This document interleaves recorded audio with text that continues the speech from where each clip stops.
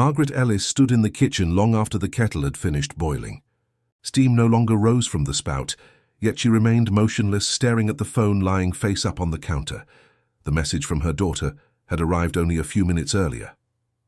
"Mom, I think it's better if you don't come for Christmas this year. We need some space. I hope you understand." No angry words, no explanation, just a quiet sentence that somehow hurt more than shouting ever could. Margaret read it again, searching for hidden meaning between the lines. Nothing changed. Her fingers trembled as she placed the phone down. Outside, fresh snow covered the sidewalks of the small town where she had lived for almost 40 years. Every porch glowed with warm lights. Children laughed while pulling sleds through the neighborhood, and somewhere nearby, Christmas music drifted through the cold evening air. Everything looked exactly as Christmas should, except inside her house. Silence. For the first time since her husband.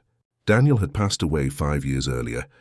Margaret realized she would likely spend Christmas completely alone. She slowly opened a worn cardboard box labeled Emma. Inside were ornaments her daughter had made as a little girl. One was a crooked paper angel with glitter falling off the E. Wingstone. Another was a tiny clay snowman missing one button. Margaret smiled despite the tears gathering in her eyes. Emma had insisted every handmade ornament belonged on the front of the tree, even after growing older, because those are the special ones, she'd always say. Margaret carefully hung the little angel near the top. "I still think they're special," she whispered. Across town, Emma sat on the couch while her husband Ryan wrapped presents beside the fireplace. "You sent it?" he asked quietly. Emma nodded without looking up. "I had to." Ryan paused. "Did you?" Emma sighed. "You don't know what it's been like these past few years." Ryan didn't answer. He knew pieces of the story, but never the whole picture. Ever since Daniel's death, Margaret had become quieter. She rarely asked for help. Instead, she insisted she was fine even when she clearly wasn't. Emma, meanwhile, was balancing 2 children, a demanding career, endless bills, and constant exhaustion. Every phone call with her mother somehow ended with both women feeling guilty. Neither meant to hurt the other, yet somehow they always did. Christmas, Emma feared, would only bring another awkward conversation. She convinced herself everyone would be happier with a little distance. Still, as she looked toward the family Christmas tree, something felt wrong, very wrong. The next morning, Margaret woke before sunrise. Old habits from her years as a nurse never really disappeared. Even in retirement, she couldn't sleep late. She made coffee, fed the birds outside her kitchen window, and looked at the calendar. December 24th, Christmas Eve. She considered spending the day watching holiday movies. Instead, another thought entered her mind. Maybe someone else was spending Christmas alone, too? She picked up her winter coat. On the hall table sat a knitted scarf. Daniel had given her nearly 20 years. Earlier, it wasn't fashionable anymore, but it was warm. She wrapped it around her neck and smiled. "You always said staying busy helped sadness," she murmured toward the empty house, "so let's stay busy." Downtown, volunteers bustled around the community center. A winter storm expected that evening had already filled the emergency shelter with elderly residents, travelers stranded by cancelled buses, and families needing temporary warmth. Margaret stepped inside. "Can I help?" she asked. The coordinator looked relieved. "Can you?" Within minutes, she was slicing bread, pouring soup, organizing blankets, and comforting nervous children. Years of nursing had taught her that kindness wasn't always about medicine. Sometimes it was simply listening. An elderly man sat alone near the window, staring into the snowfall. Margaret carried over 2 cups of tea. "Mind if I join you?" He smiled gratefully. "I was hoping someone would." For the next hour, they talked about everything from gardening to old jazz records. When he admitted this was his first Christmas after losing his wife, Margaret simply listened. No speeches, no easy answers. Sometimes understanding was enough. As evening approached, the weather worsened. Snow fell harder. Wind shook the windows. Emergency vehicles began moving through town more frequently. The community center prepared for additional arrivals. Margaret noticed a young volunteer struggling to calm frightened children after the power briefly flickered. Without hesitation, she gathered them into a circle. "Who wants to hear the story of the smallest Christmas tree?" she asked. Tiny hands shot into the air. Soon, laughter replaced nervous whispers. Parents smiled with relief. Even the volunteers relaxed. No one noticed a local television crew entering the building to report on how volunteers were helping residents during the severe winter storm. The reporter quietly filmed people serving meals, organizing supplies, and comforting families. Margaret never looked toward the camera. She wasn't volunteering to be noticed. She simply believed no one should feel forgotten on Christmas Eve. Hundreds of miles away, television viewers would soon see a brief interview with an elderly volunteer whose gentle words would touch countless hearts. Margaret had no idea that among those watching would be the one person she missed most.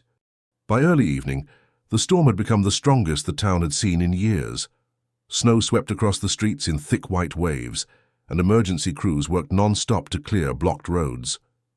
The community center, once meant to host a simple holiday gathering, had transformed into a temporary shelter for anyone who couldn't make it home before the weather worsened. Margaret hardly noticed the hours passing. She moved from table to table, making sure everyone had a warm meal and a dry blanket. Whenever someone looked frightened or lonely, she stopped for a few minutes to talk.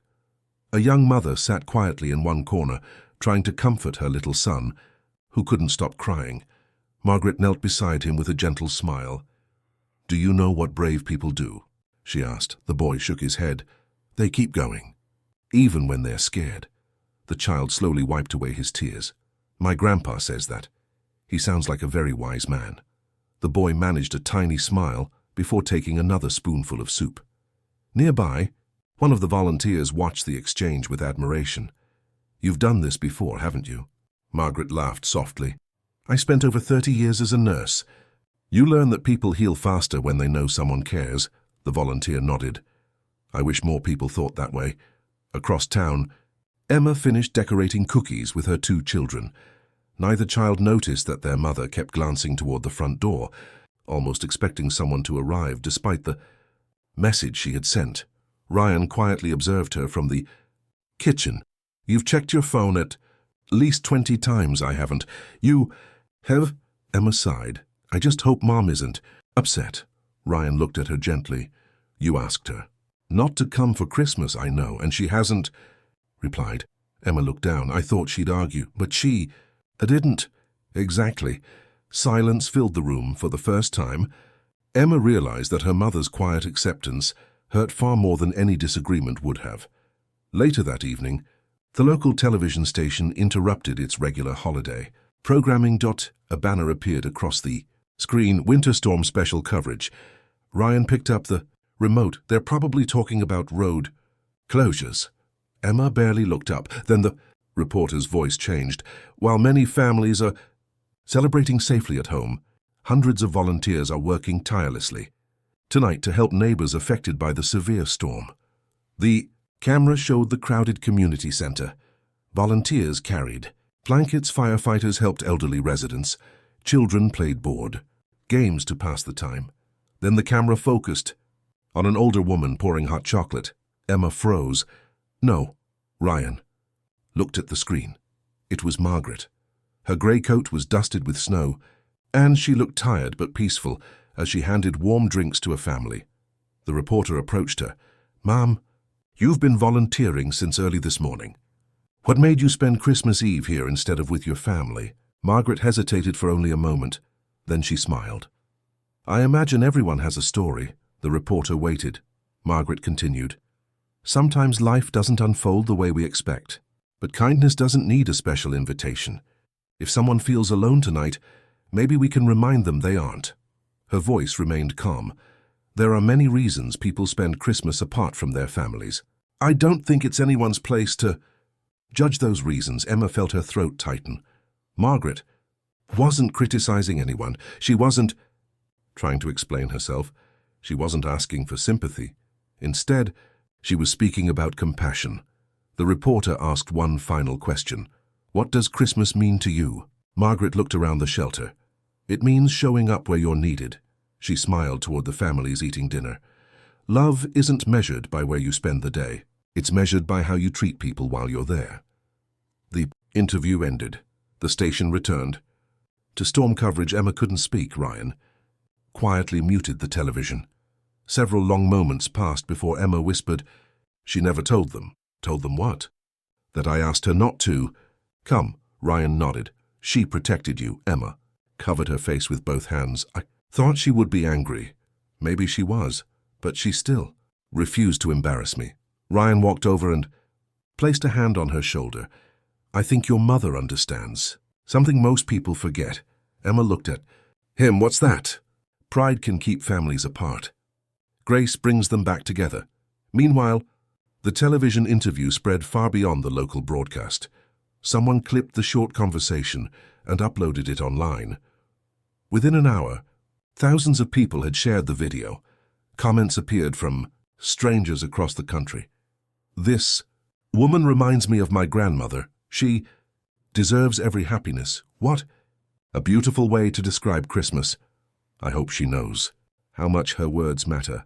The reporter, surprised by the response, posted another message thanking the volunteers for their service. By midnight, the interview had become the station's most watched holiday story of the year. Margaret knew nothing about it. She didn't own any social media accounts. Her only concern was making sure every guest had a warm place to sleep before she finally sat down with a cup of tea. One of the shelter coordinators approached her. "You should get some rest." Margaret smiled. "In a minute. You've been here nearly 14 hours. I've had harder shifts." The coordinator laughed. "I believe that." Just then, another volunteer hurried over. "Margaret," and she looked up. "Your interview is everywhere." "My interview?" "Millions of people are watching it." Margaret blinked in surprise. "I don't understand." The young volunteer handed her a phone. The screen showed hundreds of messages. Beneath the video, most were from complete strangers, thanking her for reminding them what Christmas was really about. Margaret smiled politely. "I'm glad if it encouraged someone." Then she handed the phone back and returned to refilling cups of hot chocolate. She had never cared about attention. Helping people had always been enough. She had no idea that only a few miles away, her daughter had just made a decision that could change both of their lives forever. Emma barely slept that night. Every time she closed her eyes, she saw her mother standing in the crowded shelter, smiling gently as she served hot chocolate to strangers. The words from the interview echoed in her mind. Love isn't measured by where you spend the day. It's measured by how you treat people while you're there. Margaret hadn't blamed anyone. She hadn't hinted that her own daughter had asked her to stay away for Christmas. She had protected her family's privacy, even when she had every reason to be hurt. Emma looked at the clock as 4 a.m. Christmas morning, without saying a word, she got out of bed and walked downstairs. Ryan was already making coffee. He looked up and immediately understood. "You're going to see her?" Emma nodded. "If she'll let me." Ryan smiled softly. "Think that's exactly where you should be." The children wandered into the kitchen a few minutes later, still wearing matching holiday pajamas. "Are we opening presents?" little Sophie asked excitedly. Emma knelt beside her. "We are. But first, we're going to visit Grandma." Both children cheered. They loved visiting Margaret's cozy house, especially because she always had homemade cinnamon rolls waiting. Emma's smile faded. She suddenly realized something painful. This was the first Christmas morning her children hadn't planned to see their grandmother, and that had been her decision. Meanwhile, Margaret helped clean the community center after breakfast. Most of the guests had either returned home or found transportation once the roads reopened. The shelter slowly grew quieter. The coordinator walked over carrying a small wrapped package. "We all wanted you to have this." Margaret looked surprised. "You didn't have to do that. It's just a little thank you." Inside the package was a handmade ornament shaped like a snowflake. Across the front were the words, "Kindness warms every season." Margaret smiled. "It's beautiful. We thought it belonged on your tree." She carefully tucked it into her bag. "It'll be the first ornament I hang next year." As she prepared to leave, several volunteers stopped to hug her goodbye. "You'll come back next year?" one asked. If you'll have me, we'll save you a place, Margaret laughed. I'll hold you to that. Walking outside, she noticed that the storm had finally passed. The sky was bright blue. Fresh snow sparkled beneath the morning sun. For the first time in days, everything felt peaceful. She started the short walk toward home. At almost the same moment, Emma's family arrived at Margaret's house. The driveway was empty. Emma frowned. Her car's gone, Ryan. Checked the street. Maybe she's out. Emma knocked several times. No. Answer. Her stomach tightened. What if she's still at the shelter? Ryan nodded. Let's go. 20 minutes later, they pulled into the community center parking lot. Volunteers were loading folded tables into a storage truck. Emma hurried inside. Excuse me, she asked one of the staff members. I'm looking for Margaret Ellis. The volunteer smiled. Immediately. Oh, Margaret, you know her? The young woman laughed. I don't think anyone here will ever forget her. Emma felt both proud and ashamed. Is she still here? I'm sorry. The volunteer pointed toward the exit. She left about 10 minutes ago. Emma looked disappointed. I just missed her. The volunteer hesitated before speaking. Again, can I tell you something? Emma nodded. Last night, after her interview became popular, reporters kept calling. What did she do? She thanked them for caring, then went right back to serving dinner. Emma smiled through tears. That sounds like my mum, the volunteer continued. She kept saying Christmas wasn't about attention. Emma whispered, No, it never was. Margaret decided to walk through the town square before heading home. The Christmas tree still stood in the center, decorated with thousands of lights that remained, glowing even in daylight. Children laughed nearby while building snowmen. A local choir sang familiar holiday songs outside the library.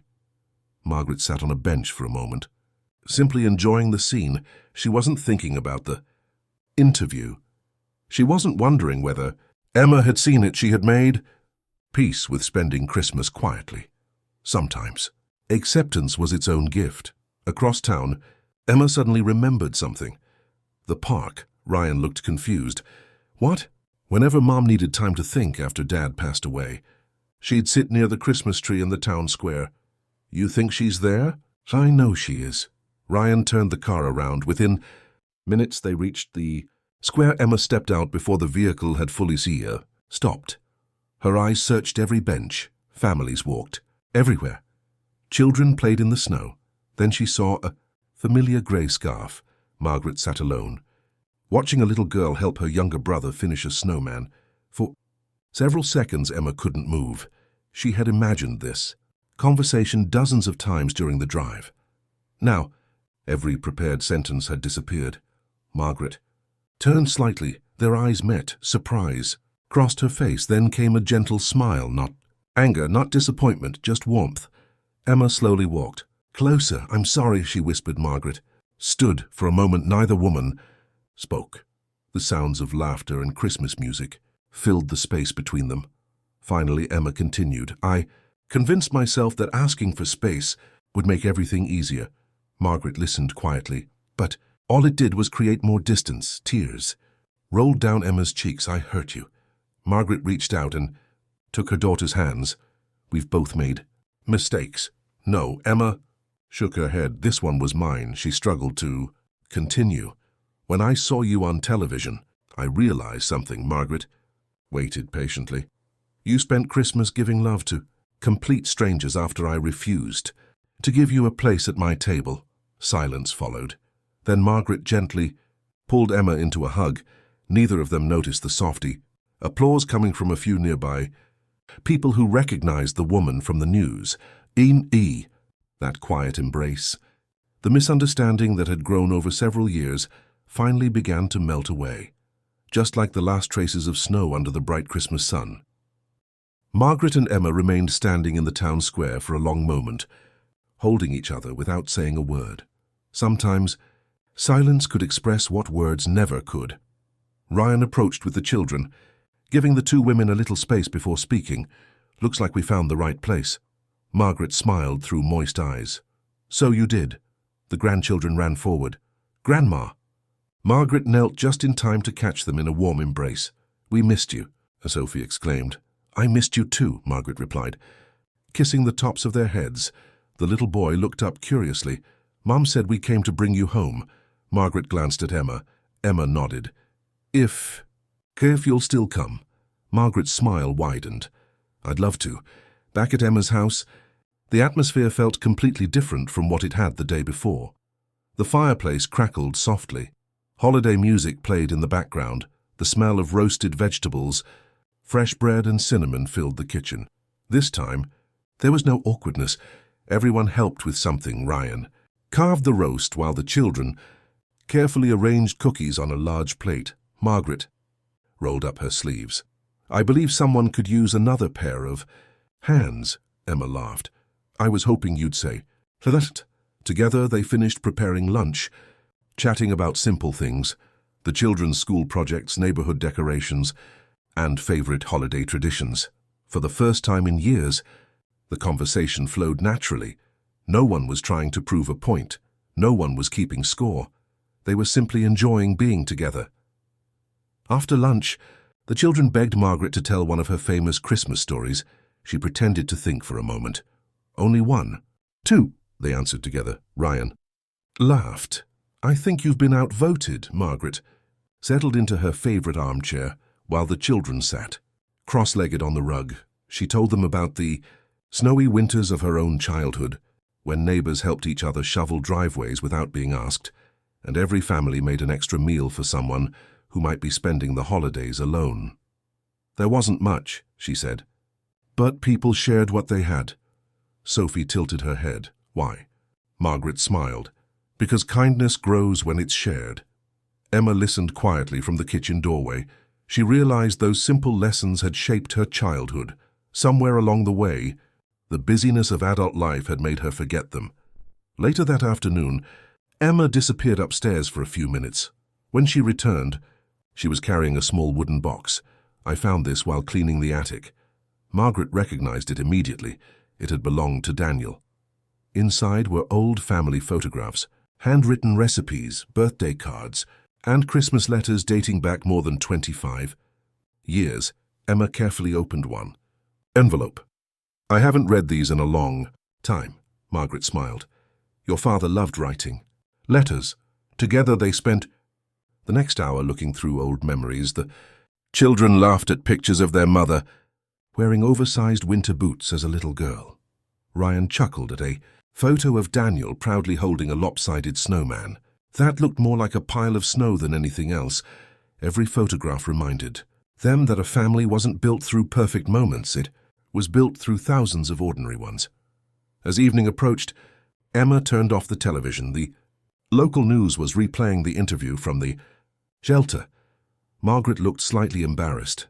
"I think everyone's seen enough of that," Ryan smiled. "I don't think people are watching because you were on television." Margaret raised an eyebrow. "No, they're watching because you reminded people what kindness looks like." Emma nodded. "I read hundreds of comments this morning." Margaret looked surprised. "You did?" "So many people said your words encouraged them to call their parents, visit grandparents, volunteer in their communities." Margaret shook her head gently. "I never expected any of that." "I know," Emma smiled. "And maybe that's exactly why it mattered." A few days after Christmas, Margaret received an invitation from the community center. They wanted to recognize every volunteer who had helped during the storm. She hesitated at first. "I don't really need recognition." Emma smiled. "Maybe it isn't about recognition." "What do you mean?" "It's about reminding people that ordinary kindness can inspire others." Margaret considered that for a moment. "You may be right." The appreciation gathering was simple. There were no grand speeches or bright spotlights, just neighbors thanking neighbors. When it was Margaret's turn to say a few words, she stood quietly before the audience. "I'm grateful to have shared that day with so many caring people," she began. "The attention our shelter received wasn't because of one person. It happened because dozens of volunteers chose to give their time without expecting anything in return." She paused, looking around the room. "I've learned something this Christmas." The room became silent. "Life gives every family moments of misunderstanding." Several people nodded. "What?" "Matters isn't pretending those moments never happened." She smiled toward Emma. who sat beside Ryan in the front row. What matters is having the courage to begin the next conversation. Warm applause filled the room. Emma quietly wiped away a tear. That evening, the entire family gathered once more, this time at Margaret's house.